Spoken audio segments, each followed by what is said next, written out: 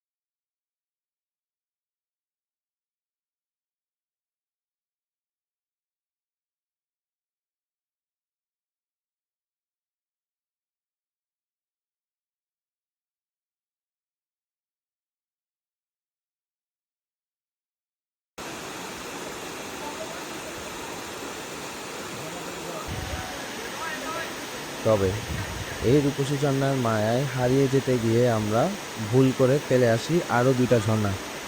রূপসী ঝর্ণায় পৌঁছানোর কয়েক মিনিট আগেই বাম পাশে একটা সরু রাস্তা দিয়ে গেলেই দেখতে পাওয়া যাবে এই মায়াবতী ঝর্ণার।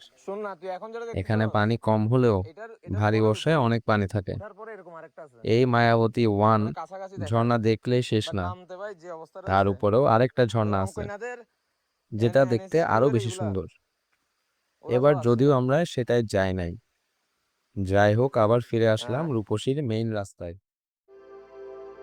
এই ঝর্ণা আসলে কত বড় তা এখান থেকে দেখে বোঝা যাবে না, তাই যেতে হবে একদম কাছে। এখনো তো 3টা ঝর্ণা দেখা হয়েছে, এখনো বাকি আরো 4 থেকে 5টা ঝর্ণা। এই রূপসী ঝর্ণা ধরে উপরে উঠতে হবে। এর জন্য ডান পাশে একটা পাহাড়ি রাস্তা করা আছে, এখানে রশি করা আছে। এখানে দড়ি ধরে এই রাস্তাটা পার করতে হবে। পুরা ট্রেইলের এই রাস্তাটাই মোটামুটি কঠিন বলা যায়, বাকি রাস্তাটা তুলনামূলক সহজ বললেই চলে। আর এটাই হচ্ছে ওই মৃত্যুকূপ। রূপসী ঝর্ণা বেয়ে উপরে উঠলেই দেখতে পাওয়া যাবে এই সাইনবোর্ডের, হ্যাঁ, এটাই মৃত্যুকূপ, যেখানে প্রতি বছর অনেক মানুষ মারা যায়। এই কূপ গভীর এবং পানির ফ্লোয়ের জন্য এখানে পড়লে আসলে উঠতে পারা প্রায় অসম্ভব। আবারও ডান পাশ দিয়ে পাহাড় ধরে চলে যেতে হবে। এরপর রাস্তা অনেক সহজ, এখন শুধু নর্মাল ঝিরিপথ। এই রাস্তা ধরে অনেকক্ষণ হাঁটলেই চোখে পড়বে এই ট্রেলের প্রথম ওয়াই জাংশন। আমরা প্রথমে ডান দিকে যাব। যাচ্ছি যে ভালো কথা, এদিকে চিনি না জানি না, যাচ্ছি এদিকে কতক্ষণ যেয়ে যে ঝর্ণা পাবো। 10 মিনিটে যদি না আসে তাহলে ওটা যদি আর সামনে থাকে, আমরা কি ঝর্ণা আবিষ্কার করতে যাচ্ছি? ইয়েস, এটার নাম আমি জানি না, বুঝছো, যে ভিডিও থেকে দেখে কনফার্ম করতে হবে এটা আমরা আজকে না, যদি পাই আর কি।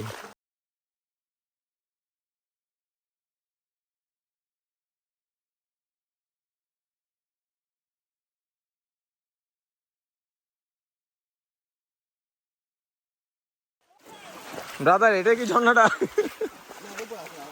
আগের তো কথা, এর দূর আসছে যখন।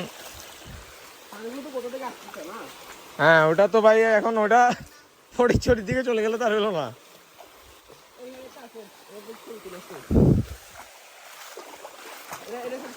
বেশি না, 1 ঘন্টা বৃষ্টি পড়লে এটা একটা ঝর্ণা। নাম জানি না, রিহুই ছুরি মনে যায় না, রিহুই ছুরি টাইপ। ভাই সুন্দর আছে ভাই, ঠিক আছে।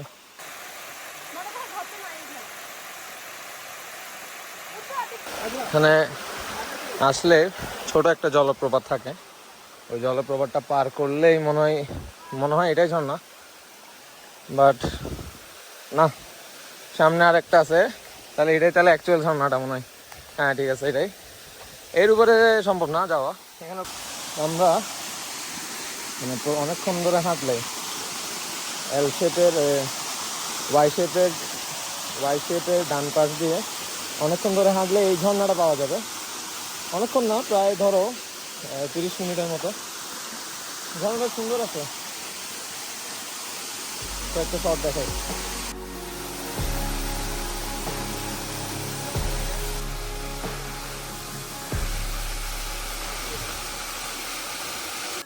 এভাবেই কয়েকটা ক্যাসকেড দেখে চলে আসি ঝর্ণার সামনে। শান্ত নীরব পরিবেশ।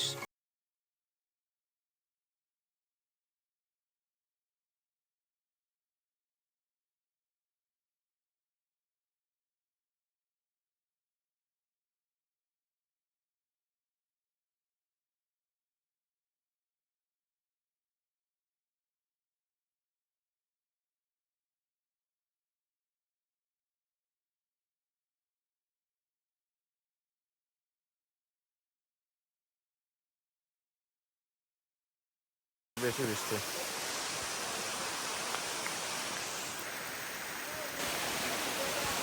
অনেক বেশি বৃষ্টি।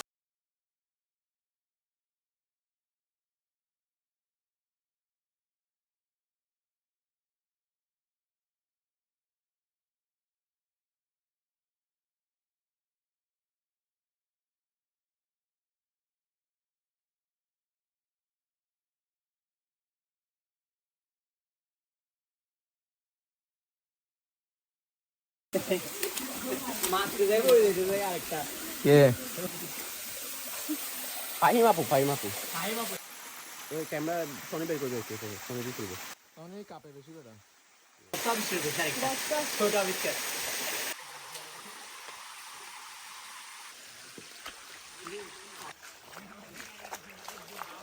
এরপর আমরা ওয়াই জাংশন পর্যন্ত এসে গেলাম। আমরা প্রথম ওয়াই জাংশনে ডান পাশে গিয়ে 2টা ঝর্ণা পাইছি। এখন আমরা আবার বাম পাশের রোডটা ধরে যাব। এখানে বাম পাশের রোডটা হচ্ছে মেনলি ছাগলকান্দার জন্য।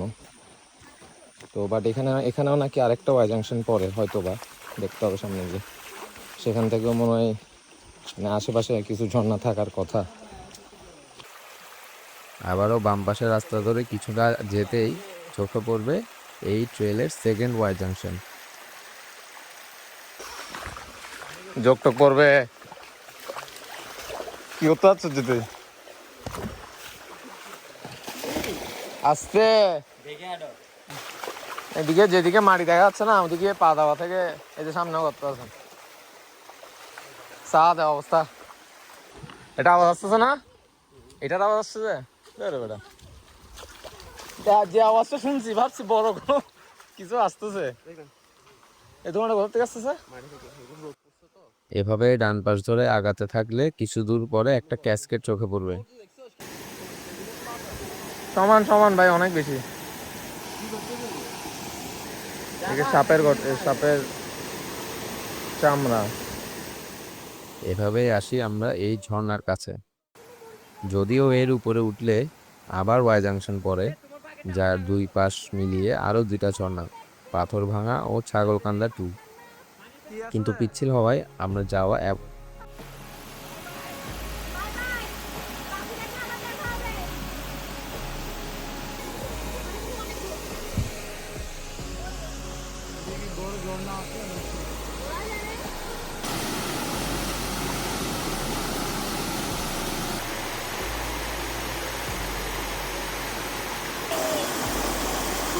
ঠান্ডা ভাই, হ্যাঁ।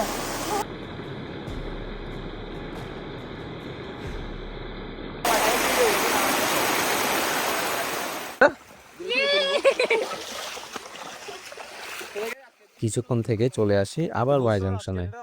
এখান থেকে শুধু একটাই রাস্তা, বাম পাশ ধরে গেলে পড়বে ছাগলকান্দা ঝর্ণা, যেটা হয়তো সবাই চিনবে। সৈকত চলো, কাঁকড়াটা ধরা যাইতো, এটা হচ্ছে লাভবান হতো যদি পলিথিন থাকতো। কাঁকড়াটা ঠিক ছিল, তবে কাঁকড়াটা কিন্তু ইয়া মারবে, এটা পাওয়ারফুল।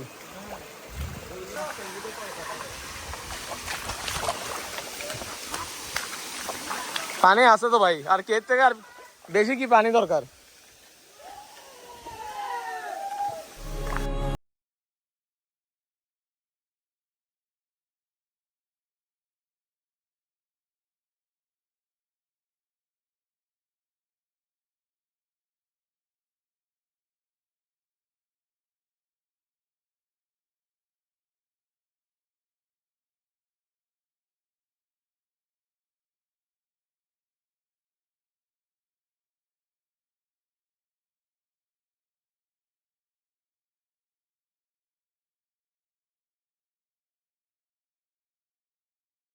আমরা ছাগলকান্দা ঝর্ণা পর্যন্ত আসছি।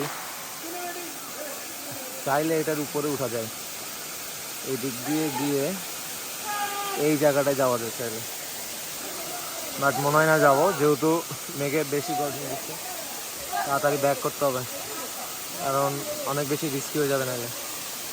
এই যে যেমন এখানে উঠছে, এটা চাইলে এই পাশ দিয়ে উঠা যাবে, উঠার পরে 2-3টা জলপ্রপাত পরে। অনেকক্ষণ ঝর্ণা উপভোগ করার পর ব্যাক করার পালা। তাড়াতাড়ি পা চালা, তাড়াতাড়ি পা চালা, তোরা তাড়াতাড়ি হাঁট, আমি তোকে ধরে ফেলবো। ধরতে হবে না, তুমি আগে হাঁটো। হাঁট না, তুই হাঁট না, যা না, এটা পাড়ে দে, পাড়ে দে, এটা পাড়ে দে। চিংড়ি না, এটা পোকা। আমার কিছু খাওয়াই ফেলবি তোরা। চা নাইতে পড়ে যাচ্ছে, সে কেন চিংড়ি দেখতেছে ভাই? পড়ে যাচ্ছে, সে কেন চিংড়ি দেখতেছে? ঠিক আছে ভাই, নুডলস খাওয়াবো তোকে আমি, চল। এই ঝিরিপথ জুড়ে অনেক ছোট ছোট চিংড়ি মাছ, সাথে আছে কম বেশি অনেক কাঁকড়াও। 200 গ্রাম চিংড়ি মাছ তো আমরা নিজেরাই ধরে নিয়ে যাই।